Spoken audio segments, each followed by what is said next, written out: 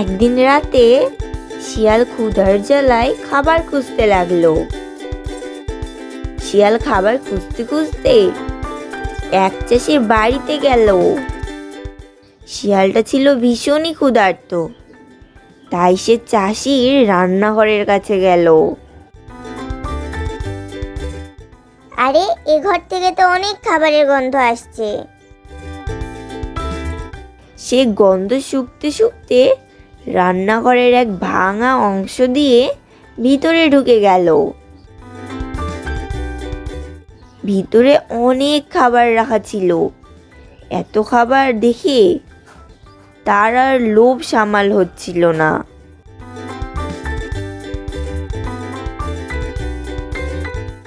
রাত গভীর, চারদিক অন্ধকার। এখন খাবার খেলে কেউই টের পাবে না, আর আটকাতেও পারবে না। আজ আমি এখানকার সব খাবার খেয়ে সাবার করে দিব। আজ খুবই ক্ষুধার্ত আমি।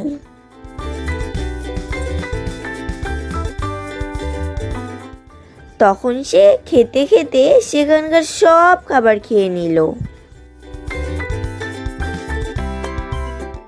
অনেক দিন পর জব্বেশ এক খাবার খেলাম। খাওয়ার পর যখন সে সেই ভাঙা জায়গা দিয়ে বের হতে লাগলো, তখন সে কিছুতেই সেখান দিয়ে বের হতে পারলো না। সে অনেক চেষ্টা করলো সেখান থেকে বের হওয়ার, কিন্তু তার সকল চেষ্টা বৃথা গেল।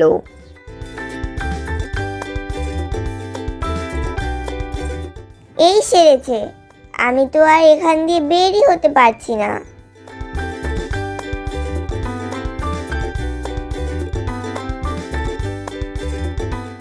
ভিতরে ঢোকার সময় তার পেট খালি ছিল, তাই সে খুব সহজেই ঢুকতে পেরেছিল।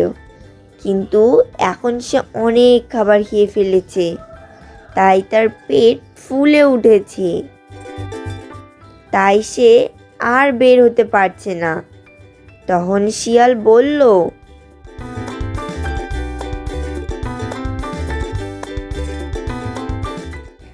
আজ তো পেট ভরে খেয়েছি, তাই আর বের হতে পারছি না। কি আর করার, আজ না হয় রান্নাঘরের এক কোণে লুকিয়ে থাকি। কাল সকালে কেউ দরজা খুললে আমি দৌড় দিয়ে পালাবো।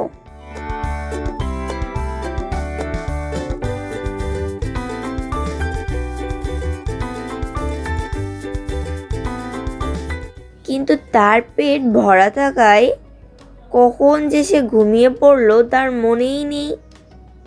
ভরা পেটে ঘুমানোর কারণে কখন সকাল হয়েছে তাও মনে নেই। সকালে চাষি তার রান্নাঘরে এসে দেখলো শিয়াল সব খাবার খেয়ে ফেলেছে। শিয়াল ঘুমাচ্ছে, চারিদিকে সব ছড়িয়ে ছিটিয়ে রয়েছে। চাষা শিয়ালকে বেঁধে ইচ্ছা মতো মারলো।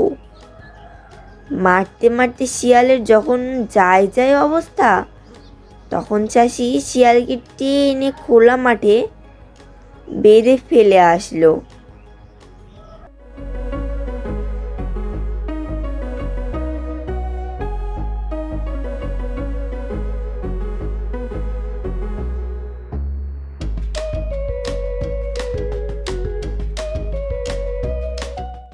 শিয়ালের শরীর খুবই শক্ত।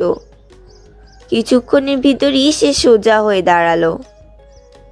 এদিকে ওই পথ দিয়ে যাচ্ছিল এক বাঘ। শিয়ালকে বাধা দেখে বাঘ শিয়ালের কাছে এসে বলল, কিরে ভাগ্নে, তোর গলায় দড়ি কেন?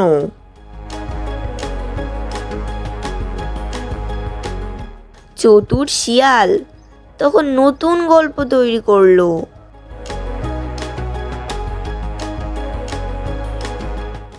বলবো? হয়েছে কি মামা, চাষার বাড়ির পাশ দিয়ে যাচ্ছিলাম, তখন চাষা আমাকে ধরে বলল, কই যাও দাওয়াত না খেয়ে?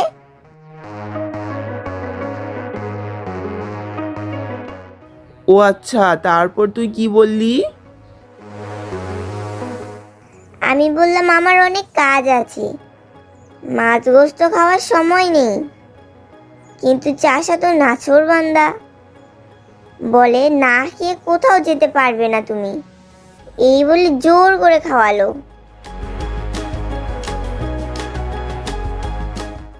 সবই বুঝলাম, কিন্তু তুই এখানে বাধা কেন? দুঃখের কথা কি আর বলবো তোমায়, বিকেলে আবার খেতে হবে।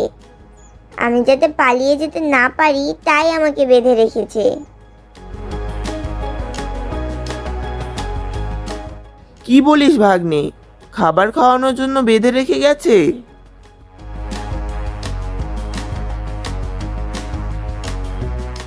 হ্যাঁ তুমিই বলো মামা, এই তৈলাক্ত জিনিস আর কত খাওয়া যায়? কিন্তু চাষা একেবারেই নাছোড়বান্দা।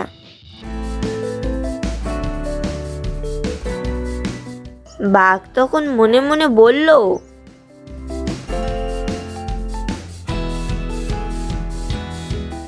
আমি খাবার পাই না আর শিয়ালকে জোর করে খাওয়াই, একেই বলে রাজকপাল। তখন বাঘ শিয়ালকে বলল,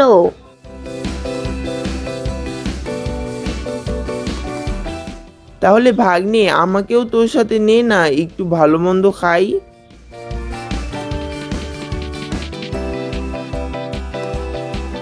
চালাক শিয়াল তখন বলল,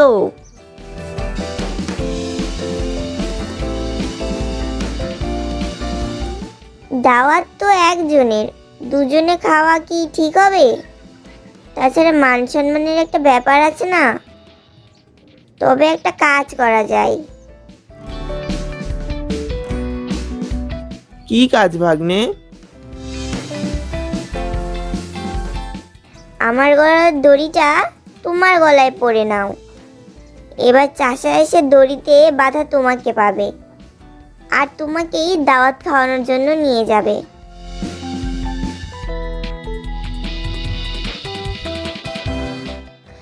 বাঘ ভাবলো বুদ্ধিটা খারাপ না।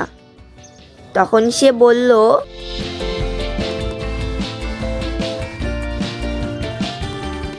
তবে তাই কর না। সে শিয়ালের বাঁধন খুলে দিল, আর শিয়াল সে দড়ি বাঘের গলায় পরিয়ে দিল, আর বাঘকে বলল,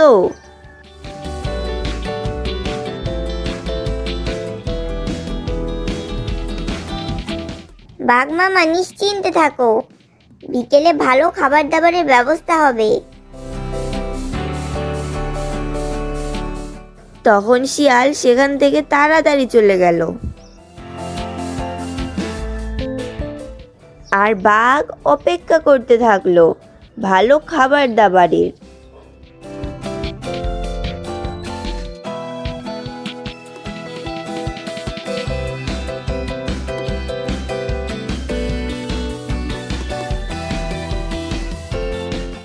কিন্তু বিকেলে চাষি আসলো বাকি হিসাব মেটানোর জন্য, কিন্তু দেখলো শিয়াল নেই, তার জায়গায় বসে আছে এক বাঘ।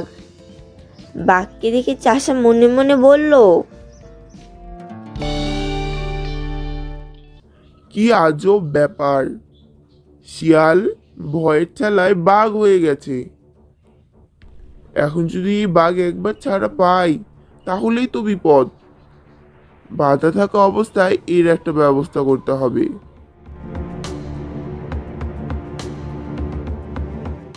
তখন চাষা গিয়ে বাঘকে মারতে শুরু করলো।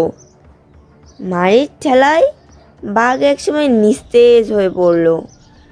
তখন চাষা ভাবলো বাঘ মারা গেছে, তাই তখন সে তার গলার দড়ি খুলে নিয়ে সেখান থেকে চলে গেল। অনেকক্ষণ পর বাঘের জ্ঞান ফিরে এলো। সারা শরীরে প্রচণ্ড ব্যথা। সে ব্যথা নিয়ে বনের পথে চলছে। চলতে চলতে সে বলল,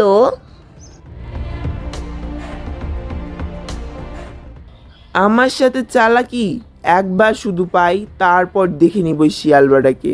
ওকে একেবারে আস্ত চিবিয়ে খাবো, দেখি কিভাবে বাঁচে।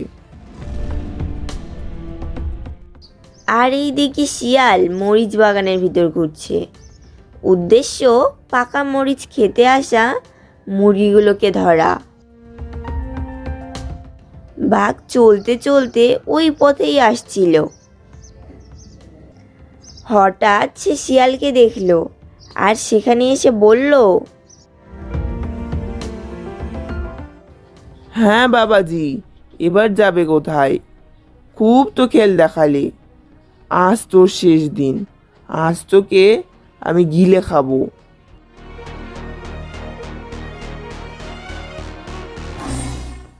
চালাক শিয়াল তখন আবার বুদ্ধি করে বলল, বাঘ মামা, আমাকে পরে খাও, আগেই পাকা মরিচ খাও, তারপর না হয় আমাকে খেও।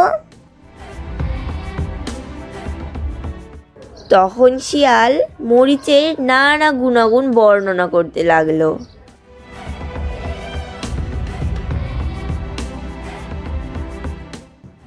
একবারে যে এক মুঠো পাকা মরিচ খেতে পারবে তার সকল রোগ ভালো হয়ে যাবে। এক মুঠোর কম খেলে কিন্তু ও কিছুই হবে না, এক মুঠোই খেতে হবে।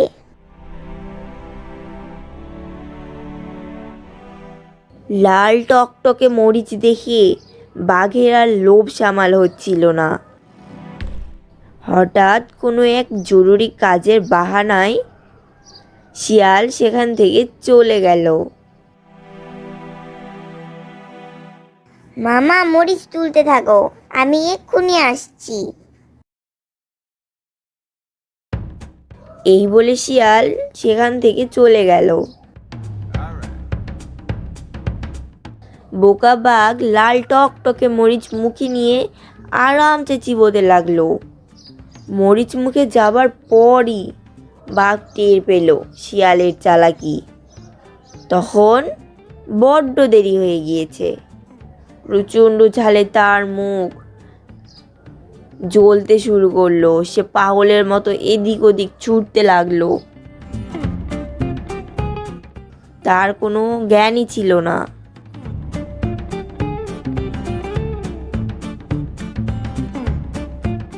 বদমাইশ, ধোকাবাজ কোথাকার! এবার শিয়ালকে পাই, ওকে আর আস্ত ছাড়বো না। যেখানেই পাবো সেখানেই গিলে খাবো।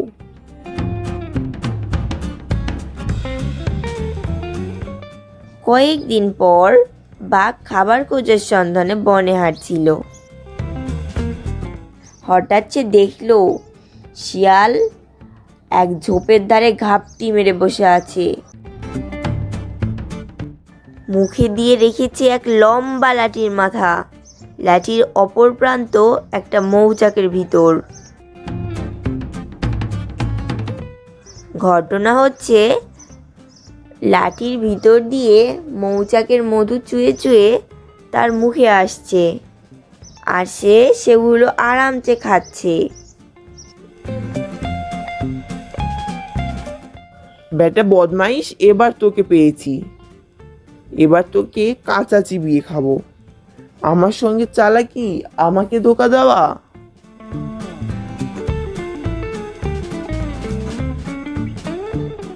তখন দুষ্টু শিয়াল বলল,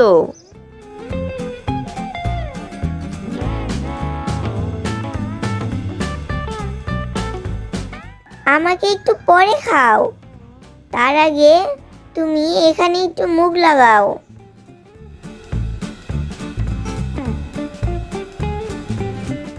শিয়াল লাঠিটি বাঘের দিকে এগিয়ে দিল। বাঘ লাঠিটি মুখে দিতেই মধুর মিষ্টিতে হারিয়ে গেল। অমনি শিয়াল মধুর নানা গুণ বর্ণনা করতে লাগলো।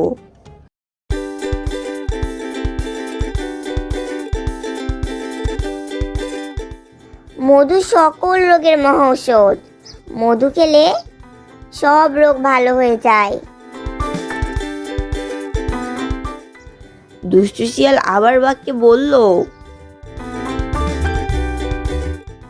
আমি তো ছোট প্রাণী, তাই আমি অল্পতেই সন্তুষ্ট। তোমার তো আর অল্পতে হবে না, তুমি বরং মৌচাকে মুখ ঢুকিয়ে দাও, একসাথে অনেক মধু খেতে পারবে, তৃপ্তি সহকারে খাওয়া হবে। বাঘ ভাবলো শিয়াল তো ঠিকই বলছে, যেই কথা সেই কাজ। তখন সে মৌচাকে মুখ ঢুকিয়ে দিল। আর যায় কোথায়, মুহূর্তের মধ্যে মৌমাছি এসে হুল ফুটালো বাঘের সর্বশরীরে। ওরে বাবা রে, এরা কারা, মেরে ফেললো রে, বাঁচাও আমাকে, কেউ বাঁচাও। বাঘ দৌড়াতে লাগলো আর শিয়াল পণ্ডিতের 14 গোষ্ঠী উদ্ধার করতে লাগলো।